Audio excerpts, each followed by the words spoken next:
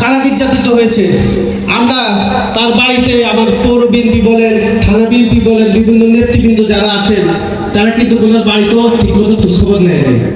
এরকম গোটা বড়াইগ্রাম থানা এবং মনপাড়া পৌরসভার বিভিন্ন নেতৃবৃন্দ যারা ছিল বিভিন্ন সময় কারা নির্যাতিত হয়েছে তাদের খোঁজখবর ঠিকমতো নেওয়া হয় নাই।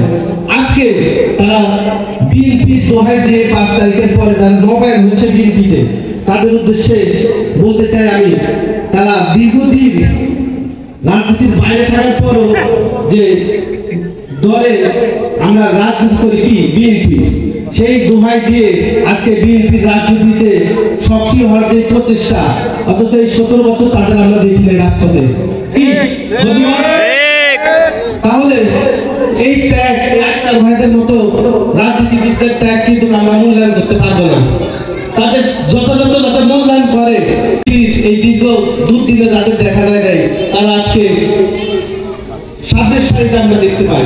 খুবই দুঃখজনক হলো সত্য। তবে এই বিষয়গুলো আপনারা দেখবেন, খুব কষ্ট লাগে আমাদের। আমরা 20 জন 25 জন রাজপথে মিছিল করছি, আজকে দেখেন হাজার হাজার নেতা। এই নেতা কোথায় ছিল এতদিন, কোথায় ছিল? তো যাই হোক, অনেক কথা বলে ফেললাম, অনেকের মনে কষ্ট লাগতে পারে। আমি আগামী দিনে বিএনপি সুকামনা করি। আগামী দিনের তারেক রহমান, দেশনেত্র তারেক জিয়া নেতৃত্ব দেবে সেই আশাবাদ ব্যক্ত রেখে আমি আমার বক্তব্য শেষ করছি। আসসালামু আলাইকুম।